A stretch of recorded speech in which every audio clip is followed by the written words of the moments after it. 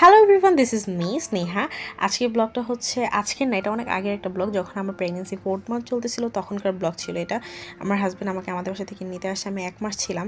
তো ওই দিন আমার একটু মন খারাপ ছিল যে আমি চলে যাব আমাদের বাসা থেকে। 1 মাস ছিলাম, কি বলবো, কারোরই ভালো লাগে না নিজের বাসা থেকে যেতে, কিন্তু কি করব, যেতে তো হবেই, কিছু করার নেই এখন যেহেতু বিয়ে হয়ে গেছে।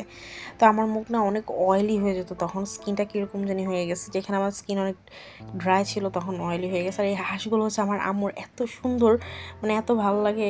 ওরা অনেক ফ্রেন্ডলি, জানেন, মানে হাঁস হয়ে অনেক ফ্রেন্ডলি হয়ে যায় আমাদের সাথে। মানে ওরা যে হাঁস বুঝাই যায় না, ওরা পিছনে পিছনে ঘুরে খাবার চায়, বুঝায় যে ওদের খাবার লাগবে।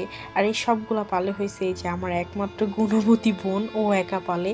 মানে আমার আম্মু খুব কমই করে, ওদের পিছনে সম্পূর্ণ খাটনি ও একা খাটে। এতটুকু একটা বাচ্চা হয়ে পালে, এটাই অনেক বড় একটা বিষয়। তো আমরা এখান থেকে, আমার হাজব্যান্ড আসছে, তো আমরা ঘুরতে চলে গেছি।